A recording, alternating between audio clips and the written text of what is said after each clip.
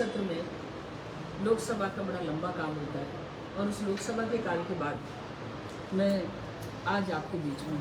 और आज प्रथम लक्ष्य ये है ये थोड़ा सा कि ये सामाजिक समरसता सप्ताह चल रहा है।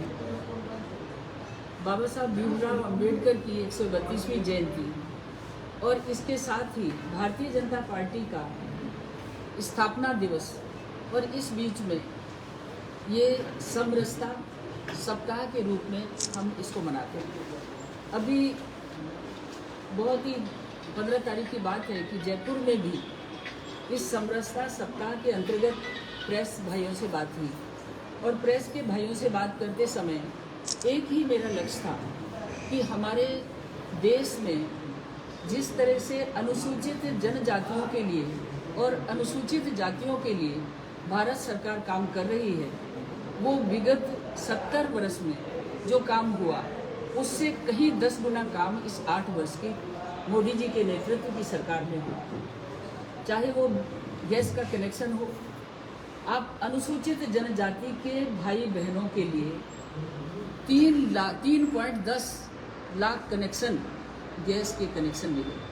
ठीक इसी प्रकार पक्के घर की बात करें तो पक्के घर भी हमारे अनुसूचित जनजाति के भाइयों को लगभग 1,61,000 घर हमारे केवल अनुसूचित जनजाति के भाइयों को मिले।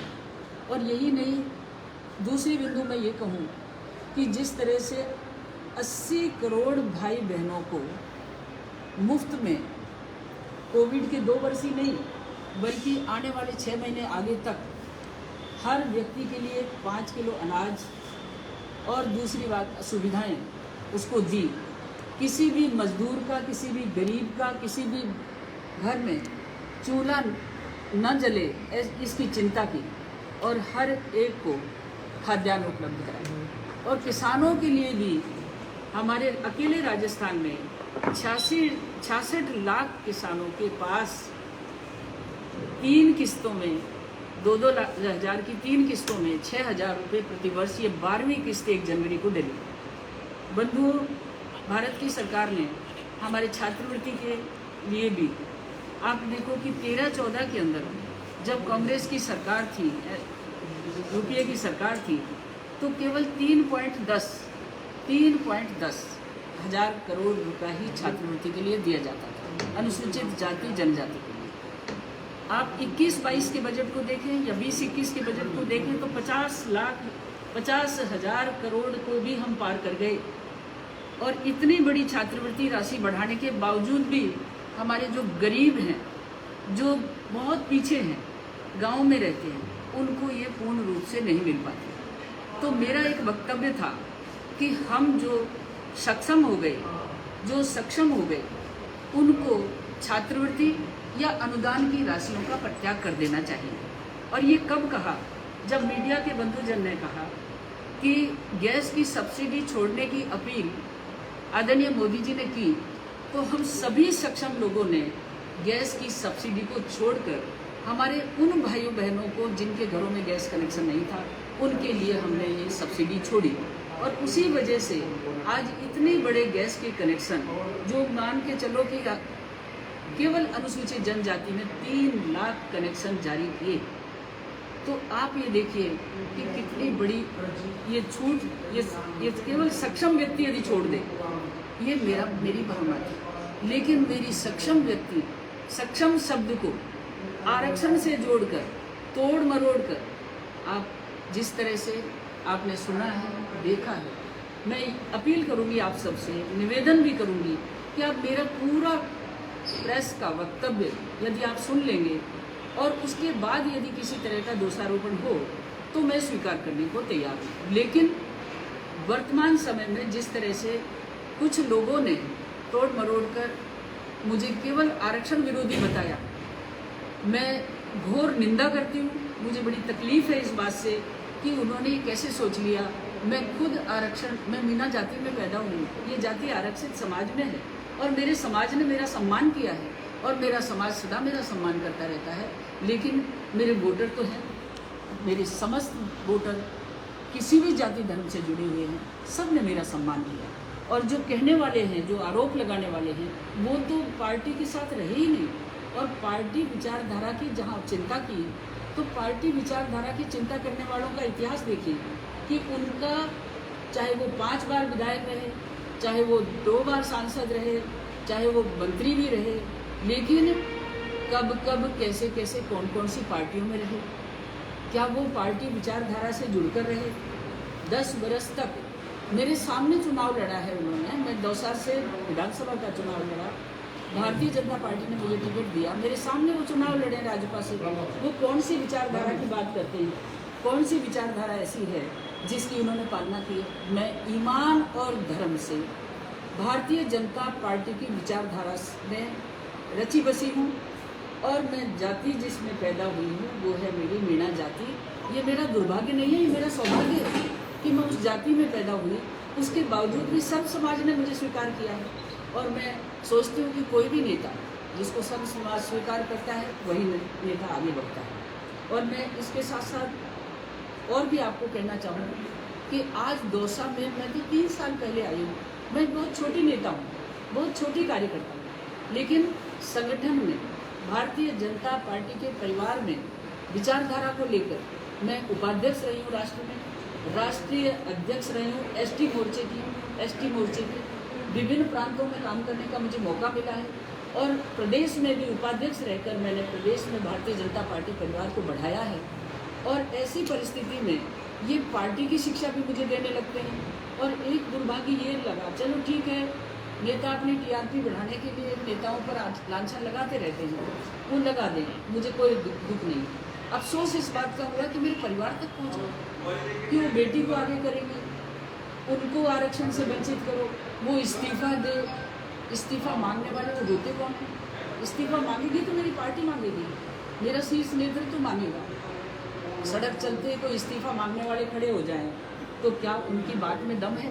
वो अपनी टीआरपी बढ़ाना चाहते हैं। जहाँ बेटा बेटियों की बात आती है, तो यदि हर माँ बाप चाहता है कि उसका बेटा बेटी सक्षम हो, योग्य हो, और योग्यता यदि है बेटा बेटियों में, तो हर माँ बाप चाहता है कि उसको आगे प्रोग्रेस करे। तो यदि मैंने ये कल्पना कर ली तो मैंने बुरी नहीं की, क्योंकि मेरी बेटियों के लिए यदि मैंने कल्पना की है तो मैंने वो नहीं। लेकिन मैं कौन होती हूँ कि उनको आगे बढ़ाने वाली? उनकी योग्यता उनको आगे बढ़ाएगी। और जिन नेताओं ने मेरी आलोचना की है उनके यहाँ तो बेटियाँ नहीं है या संतान नहीं है, तो उनको वो दर्द नहीं आता। तो ऐसी परिस्थिति में मैं क्या कर सकती हूँ? ये उनकी अपनी मर्जी है। मैं इतना जरूर कहना चाहती हूँ कि दौसा में मुझे केवल आप सबके माध्यम से 3 साल मिले, और 3 साल में कोविड महामारी के दौरान भी मैं पूरी तरह से जनता के बीच में रही हूँ। और मेरा समाज की जहाँ तक बात है तो मीणा समाज के हर पटेल ने, हर नौजवान ने, उसके हित में मैंने कल्पना करी है।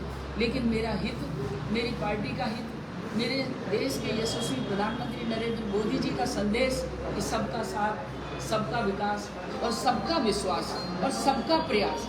लेकिन जो मेरा विश्वास नहीं करे उनको विश्वास का इंजेक्शन तो मैं नहीं लगा सकती, वो जो भी उनका जमता है वो जमे। लेकिन इसके साथ एक बात जरूर कहना चाहूँगी कि 3 वर्ष में मैंने जो काम किया है, मीडिया के बंधुजन अच्छे से गहराई में उतर करके मेरा मूल्यांकन करके और मेरे बारे में जो भी लिखना चाहेंगे वो लिखें, मुझे स्वागत है उसका। लेकिन जो जिला प्रमुख से लेकर एमएलए से लेकर एमपी बनकर और इस जिले को 40 साल से नेतृत्व देने वाले मीणा समाज के उन नेताओं से मैं पूछना चाहती हूँ जिन्होंने मेरे खिलाफ लिखा है, खिलाफ बोला है कि आप 40 साल में दौसा को तो सुधार लेते मेरे भाई। ये दौसा क्यों पानी के लिए तरस रहा है? ये दौसा क्यों बिजली के लिए तरस रहा है? ये दौसा क्यों विकास के लिए तरस रहा है?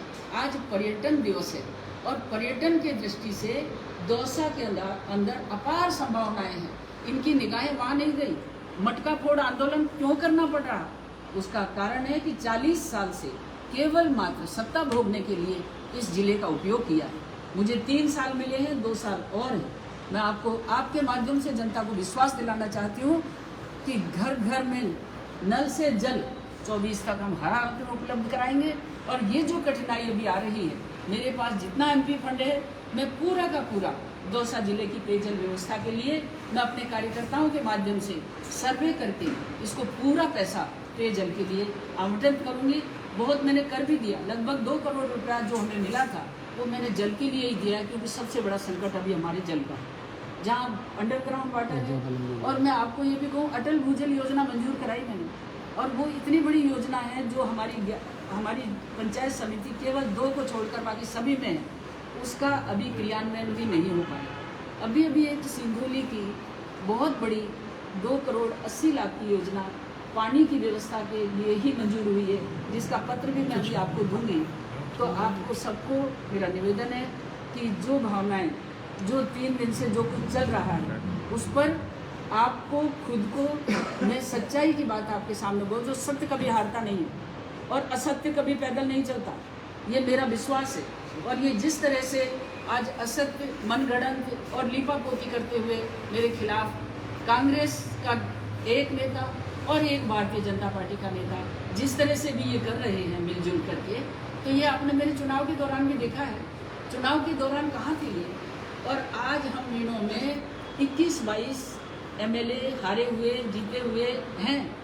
एक भी इन्होंने मीणा जाति के एक भी भाई को प्रमोट किया हो, एक भी भाई को आगे बढ़ाया हो, हमारे नौजवान जो कार्यकर्ता बनकर आते हैं किसी एक को भी आगे बढ़ाया हो, तो आपके सामने उदाहरण होगा। और मैं तो आज भी कहती हूँ कि मैं सर्व समाज को साथ लेकर, सबका साथ, सबका विकास और सबका विश्वास, हमारे यशस्वी प्रधानमंत्री मोदी ने दुनिया में डंका बजा रखा। एक ही नंबर पर हमारे देश का प्रधानमंत्री है, नंबर 1 पर।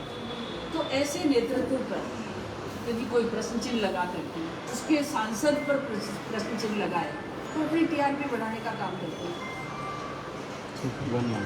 मैडम, हाल ही में बयान दिया है हिम्मत सिंह गुजर ने कि जो 158 बालिकाएं पढ़ रही हैं वो देवनान योजना के तहत पढ़ रही हैं, नीति करते से। मेरे भाई को शायद जानकारी नहीं है, और उसने भी ये भी कहा कि हम बैंसला जी हम गए, आज तक उसका शक्ल नहीं देखी, उस गेट के अंदर प्रवेश नहीं हुआ, बैंसला जी स्वर्ग में गए आज तक। ये 2012 से ये संस्था को होगी 29 साल, और 2012 से ये देवनारायण योजना का संचालन ही मैंने किया था भारत सरकार की योजना से। लेकिन वो तो केवल मात्र कभी 20 लड़कियाँ आती हैं, कभी 40 आती हैं, कभी 124 हो जाती हैं, कभी 80 हो जाती हैं। ये प्रतिवर्ष राज्य सरकार 50,000 रुपये प्रति बालिका भरण पोषण देकर चयनित संस्थाओं में, राजस्थान में 11 संस्थाएं चयनित हैं, उसमें ये ग्रामीण महिला विद्यापीठ चयनित है। उसमें जो बच्चियाँ आती हैं, मेरे समझ नहीं आ रहा कि उसने किसी ढंग से क्या बोला है, क्या शानदार व्यवस्था है। राजस्थान की सबसे नंबर 1 संस्था है ईमान धर्म से, और 158 बच्चियाँ तो वो हैं जिनको हम पोषित करते हैं, उसमें सर्व समाज है, उसमें माड़ियों की भी बेटियाँ हैं, उसमें ब्राह्मण की भी बेटी है, एक तो अभी हरिजन की बेटी है जिसको पूरे पढ़ाई का जिम्मेदारी हमने ली हुई है। उसमें बहुत सारी ऐसी बेटियाँ हैं, हमारे समाज की बेटियाँ हैं जिनके बाप नहीं है, गरीब है, उनकी ड्रेस, उनकी पुस्तकें, उनका रहना, उनको हर तरह की स्टेशनरी की सुविधा हम उपलब्ध कराते हैं। और इसके लिए मेरे खाते से चेक से रकम जाती है, चेक से, ऊपर उचंत में नहीं जाती, चेक से जाती है। यदि वो बंदा भाई जिसने ये स्टेटमेंट दिया है, गुजर नहीं है, वो कभी जाके मत देखेगा, सूचना का अधिकार है ना उनके पास, वो पूछ लेना उससे, आप कानून से देखें। मैडम, आपकी पार्टी के नेता का आरोप है 1999 से लोकसभा इलेक्शन 20 साल आपका पार्टी के लिए से जुड़ा नहीं। बंधु, मैं फिर एक बात कहना चाह रहा हूँ कि 19 से 4 तक मैं सांसद और मंत्री रही, उसके बाद मैं पार्टी की उपाध्यक्ष रही, प्रदेश में पार्टी की उपाध्यक्ष रही। संगठन के प्रत्येक कार्य को, चाहे मुझे छत्तीसगढ़ का एक प्रभारी बनाया, चाहे मुझे कई अन्य प्रांतों का प्रभारी बनाया, उनमें मैंने पूरा दायित्व निभाया। और दूसरी बात यह है कि मैं ST मोर्चे की राष्ट्रीय अध्यक्ष रही 3 साल तक। हमारे पार्टी के राष्ट्रीय अध्यक्ष राजनाथ सिंह जी ने मुझे राष्ट्रीय अध्यक्ष बनाया ST मोर्चे का, जिस समाज से मैं जन्मी हूँ। ये भूल गए, इनको ज्ञान ही नहीं है, क्योंकि इनको ये पता ही नहीं है कि संगठन होता क्या है, क्योंकि ये तो उस समय दल बदल कर रहे थे। और फिर परिवार की बात करते हैं तो अपने परिवार के पत्नी भी लड़े, भतीजा भी लड़े, भाई भी लड़े, मैं भी लड़ूं, तू भी लड़े, और सबको लड़ा के सबको कुएं में डाल। धन्यवाद। डाल दिया मैडम।